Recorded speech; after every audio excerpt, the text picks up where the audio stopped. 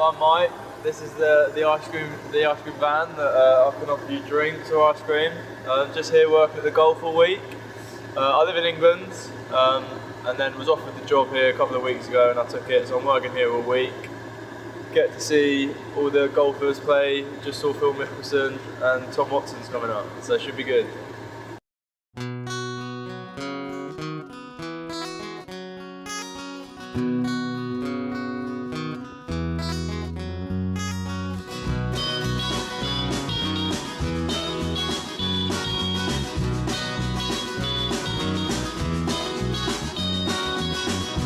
Thoughts keep running through my head as I walk this road with nothing ahead.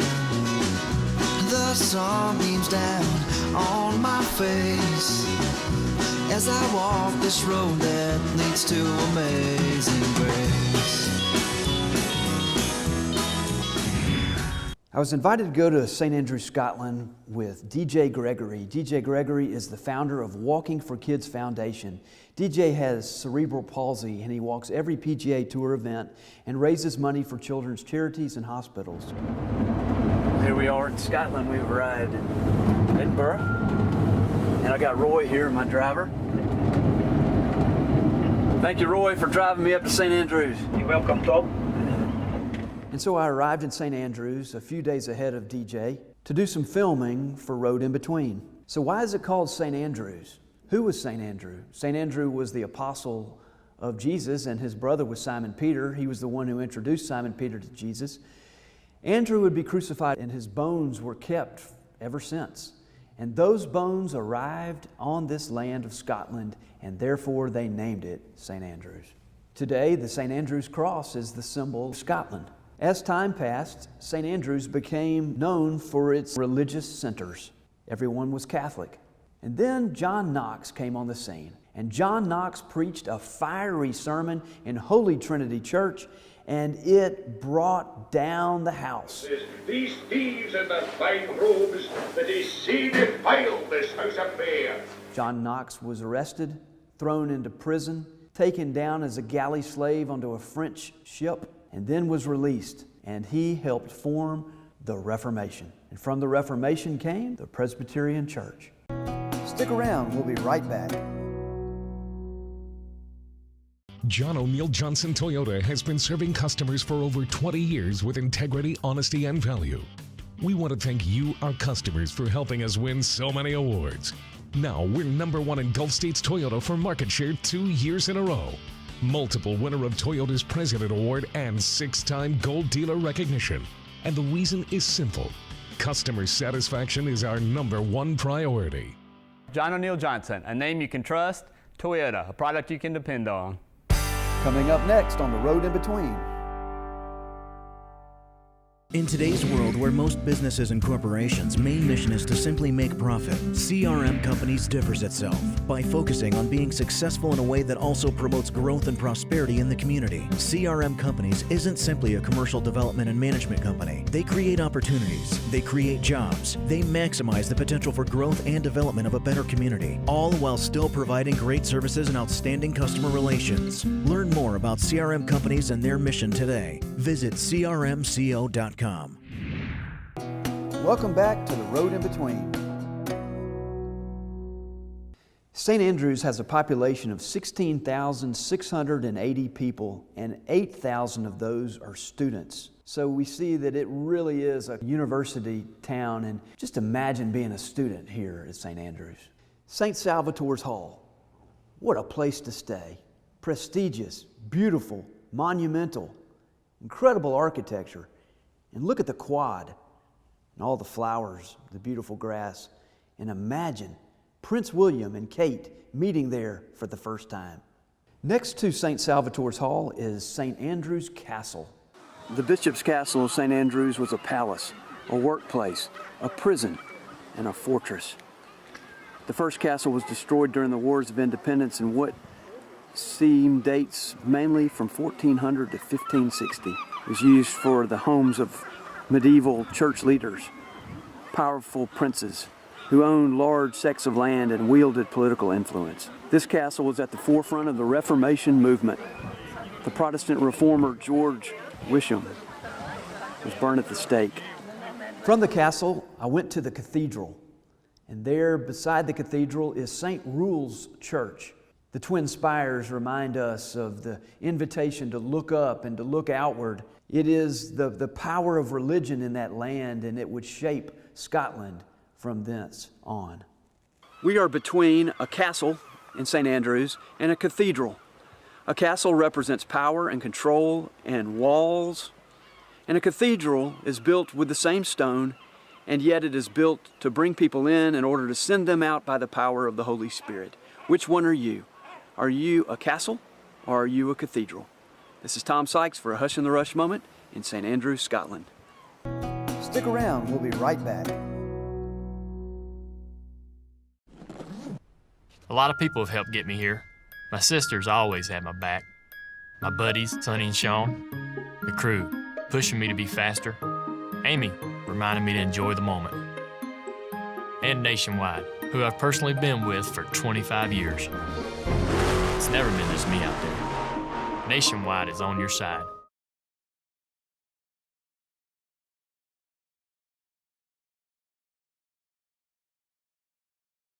Coming up next on The Road in Between.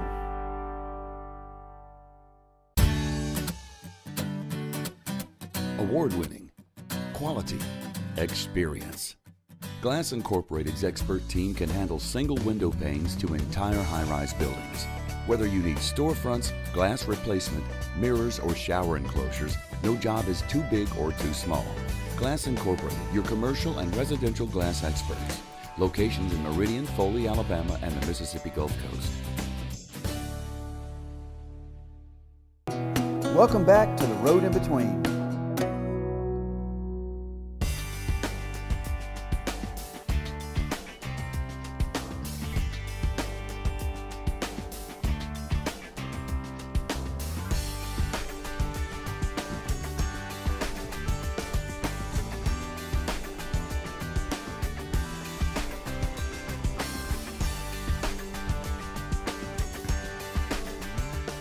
This is the land of legends. Old Tom Morris and young Tom Morris, a father and son who would win this tournament many years and go on to become the greenskeeper not only here but elsewhere in Scotland. St. Andrews is the home of golf. You can hear the bagpipes as we walk down the sidewalk. As we approach the old course, I meet Jennifer Spears, and she introduces us to this holy land. First, it's St. Andrews, the home of golf.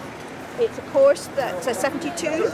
It's about 7,300 yards, and as I say, it's a magical course to play. I haven't played it. It's too good for me. But I've played Carnoustie. Oh, that's tougher.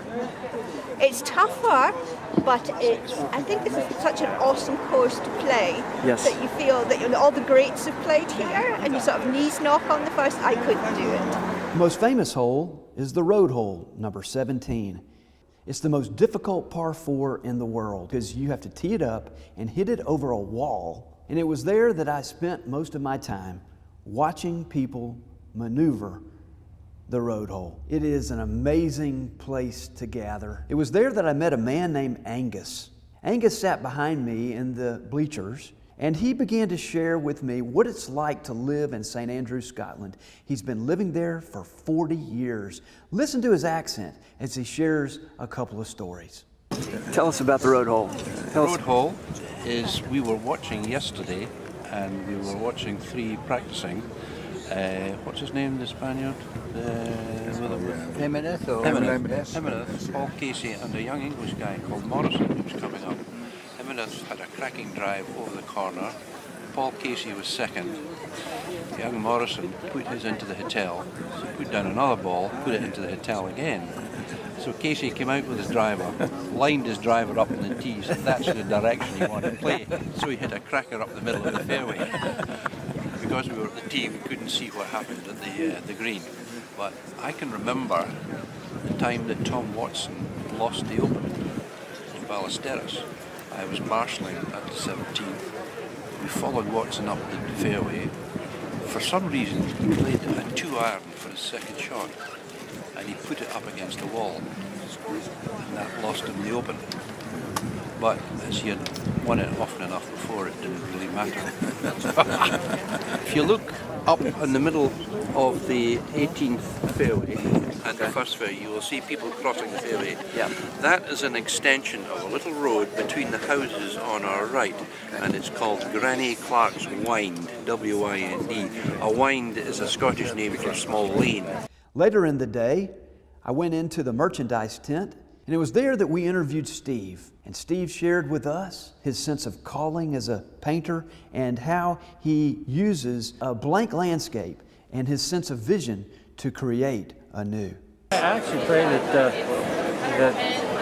God would kind of touch every home that a print or whatever goes into in whatever way, and have this lead to good things, not just the financial gain for me or whatever, or notoriety, but just for good things, and we get some great stories back about how our work has touched people, and it's a real, it's a blessing, to be commissioned is an honor, but hear stories like that is a blessing. So we just enjoy our time here. People are wonderful, and we're just honored to be here.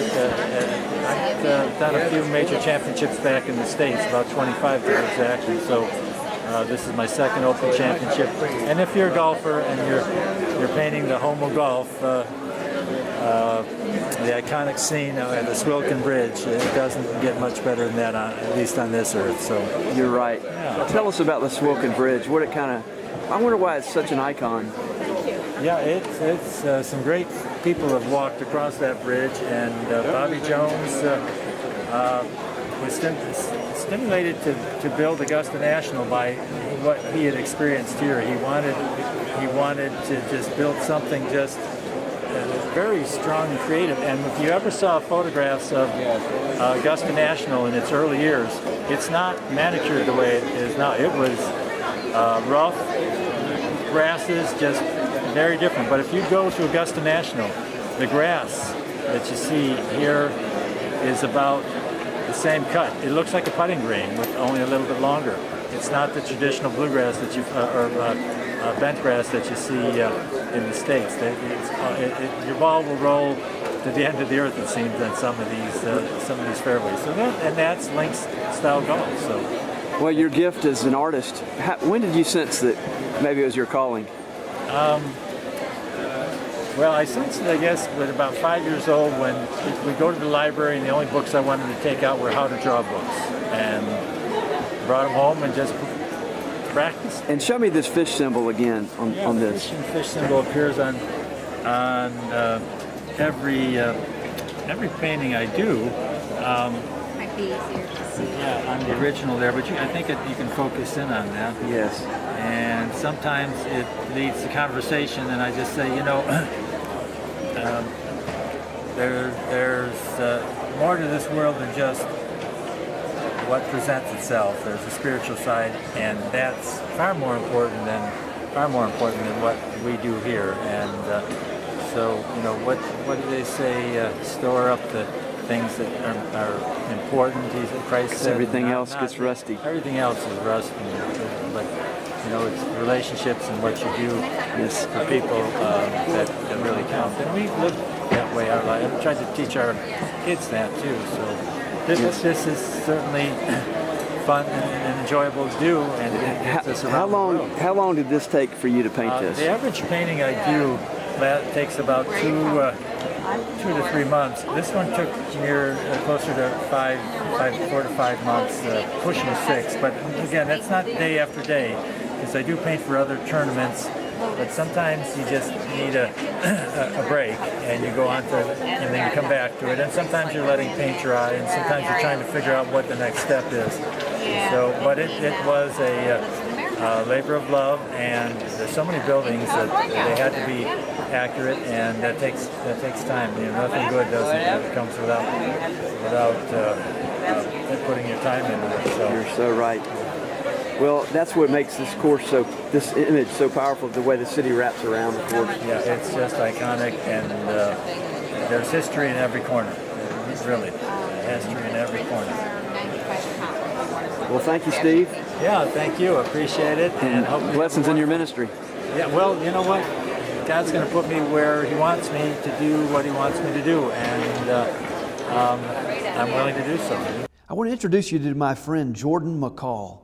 Jordan played junior golf here in the United States. He is from Dundee, Scotland, which is about 20 minutes north of St. Andrews. And we became friends through the years, and he invited me to come back and spend some time with him and his girlfriend, Christine. And so we spent the day together, and he shared his sense of call as a professional golfer, as well as what it's like to live in Scotland. Yeah? Hello, Jordan. How are you doing, Tom? Good to be with you. Thank you for welcoming us to your home country. You're welcome. Glad to have you here. Now, you live in Dundee, is that right? I do. Just about 20 miles away from here, yep. Fantastic. And we met years ago. Years ago, back at the NJCAA Nationals in Alabama it was, wasn't it? 2010. That's right. And then I came over in 2012 and we played together, and you were at Kings Barnes. Kings Barnes, that's right, yep. And Great golf course. And you're sponsored by Kings Barnes. Now you're on the Euro Pro Tour. That's right, yep. It's one of the mini tours. It's a third level tier tour, so trying to work my way up and hopefully one day play in the Open Championship. Wow. Well, I hope you do. Thank you very much. Tell us about that sense of call that drew you to be a pro golfer. Ever since I was a young kid, I always wanted to play golf, and once I went out to the States, I realised that is definitely what I want to do. So I've really been pursuing that career ever since then. And it's taken you from, let's see, you've been in New Mexico? New Mexico, Texas, South Carolina, and I've played golf in 16 states, so I've been around. You have been around. And you're back now here and you're playing on the Euro Pro Tour. On the Euro Pro Tour, I've got 8 more events and 8 weeks in a row as well. So. How about that? Now, who are your sponsors? Currently, we've got Kings Barnes and Octorone's Golf Shop in St. Andrews. They're currently helping me out for this year. So. Very good. Well, this road in between that you are on from your sense of call to where you are right now, what kind of motivates you to keep going? The end result, I suppose, knowing that there's always a chance I can get to and I will get to the European Tour. It's the end result that keeps me interested. Obviously there's going to be plenty of people that are going to put you down, but as long as you have the self-belief, knowing that you will reach your final goal, that's what keeps you going. And you got good friends around you? Great friends, great family, great support from all those guys, yeah.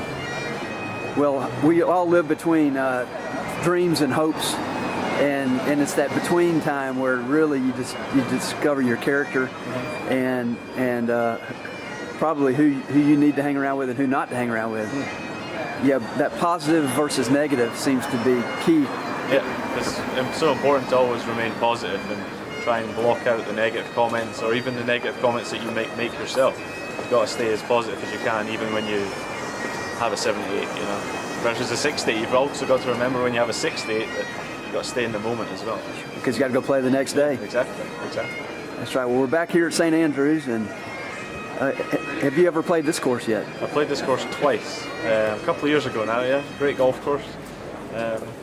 Great holes to finish, obviously, tough holes to finish. So, yeah, how about 17 in the road hole? It's always good.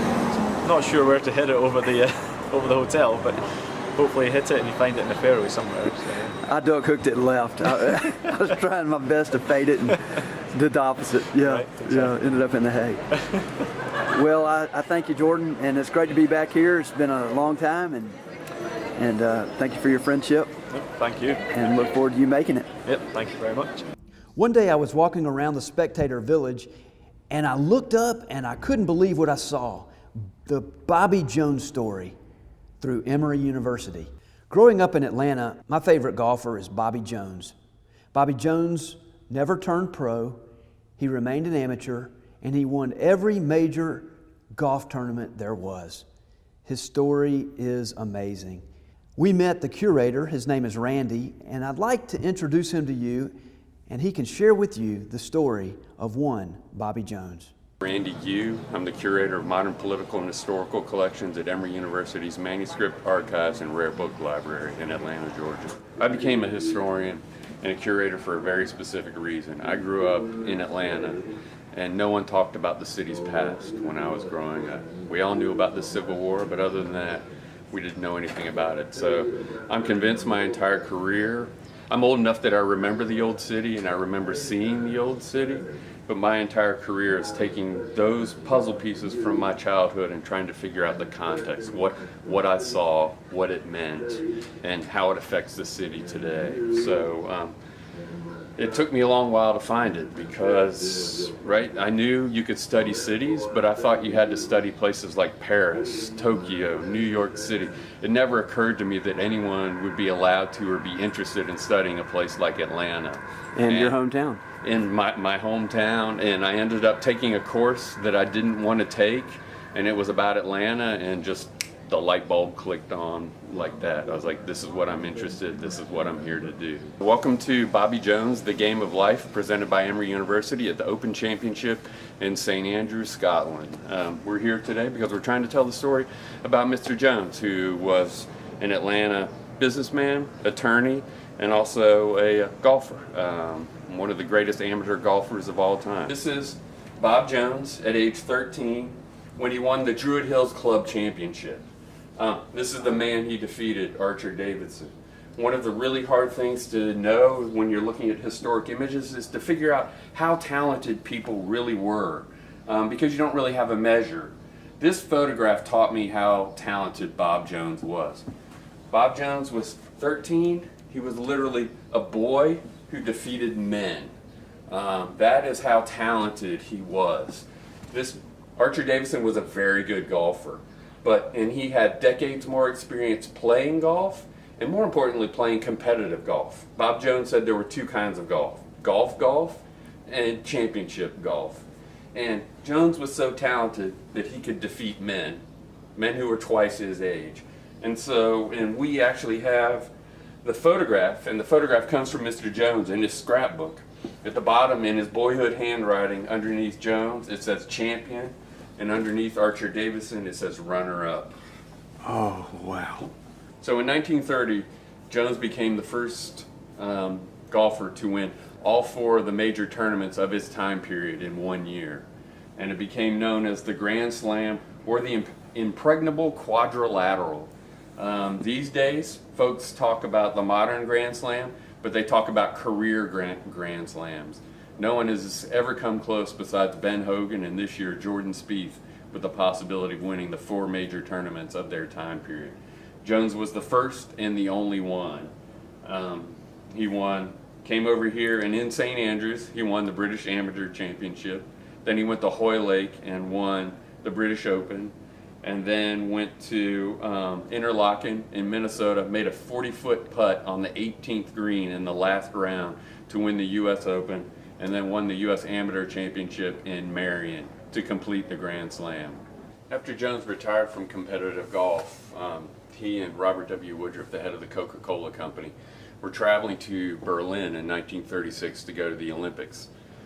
They stopped in Scotland, and after playing Glen Eagles, they said, why don't we go and play the old course? So Jones phoned up, asked for a tee time. It simply said Robert Jones, Atlanta, Georgia. They drove down here, got here that day, and it turned out the entire town came to see Jones play a round.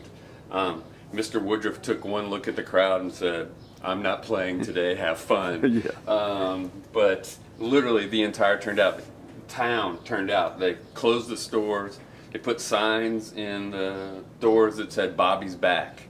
And so it just shows the incredible relationship he had with this town. In 1958, there was the inaugural Eisenhower Cup.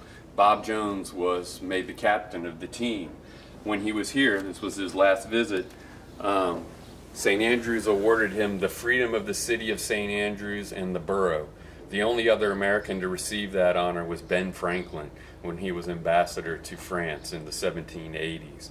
At this time, Mr. Jones had a terrible spinal condition called syringomyelia. He couldn't walk unassisted. When the provost brought him the freedom of the city, Jones sprang to his feet and took his first unaided steps in 10 years and walked to the podium, gave his remarks, and walked back to the seat.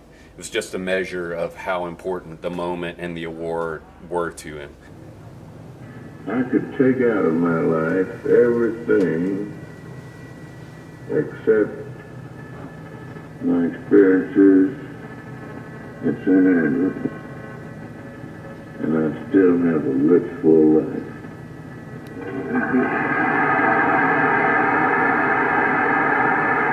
And he sent Mr. Woodruff, who was here with him in 1936, a postcard, the Royal and Ancient with the 18th green, and it says, "This time topped even the last," and the last was 1936. I wish for both of you at the Freedom Ceremony. So it's a very nice thing. You can also tell with his handwriting, you can tell that his spinal condition is starting to affect his handwriting, but that it was still important enough for him to handwrite a message to Mr. and Mrs. Woodruff. But first and foremost, y'all might have heard of a country club he helped develop called Augusta National.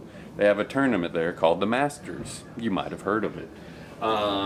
So they picked the absolute worst time to create a golf course. It was in the depths of the Depression. And what people don't know is that Augusta National struggled mightily for the first decade of its existence. In 1934, in order to help publicize the club, they had the first annual Augusta National Invitational Tournament. Today it's known as the Masters. Jones initially refused to call it the Masters because he thought the title was too pretentious, but eventually everyone else was using it, so he agreed to call it the Masters. And he actually played in the Masters tournament to help publicize it. People know Jones because of his golf achievements, but one of the spectacular things is that, as our exhibit is, the game of life, Jones took the lessons that he learned from a very young age at the golf course and applied it to his life. He had a degree in mechanical engineering from Georgia Tech, a degree in literature from Harvard University, and then he went to Emory University and went to law school there. In 1926, he became the first golfer ever to win the double, which was the US Open and the British Open. 3 months later, he enrolled in law school. That's a little hard to comprehend these days for a professional athlete to do something like that. Sure is. And he passed it, I think, his first year. Passed the bar. Bobby Jones did not graduate from Emory, even though he went there for law school. After his third or fourth quarter, he took the bar exam to see how difficult it was, and he passed it. So he didn't have to go back and complete his degree. He went to work for his father's law firm. Part of this exhibit is that it's not stuck in time. Mr. Jones' legacy is still with us. Emory University has a Robert T. Jones Jr. program, and it's an exchange program with the University of St. Andrews. Well, that concludes our show here in Scotland. We hope you've enjoyed the views and the thoughts as we blended God with golf. And until we meet again, may the Lord bless you and keep you. May the Lord's face shine upon you and be gracious unto you this day and forevermore.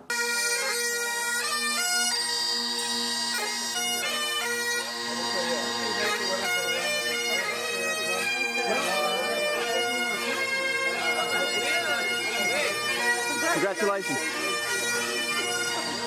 Man.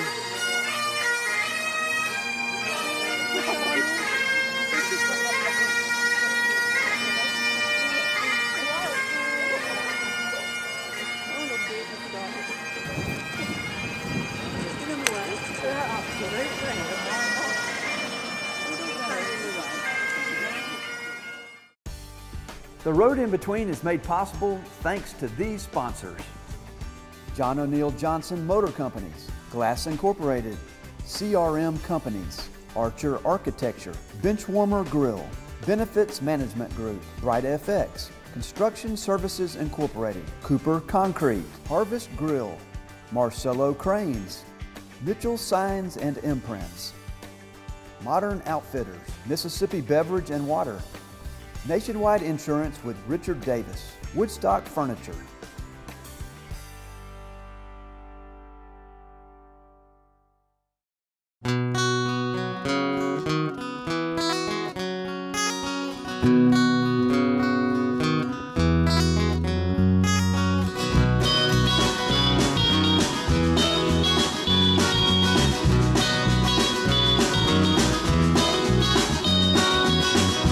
Thoughts keep running through my head as I walk this road with nothing ahead.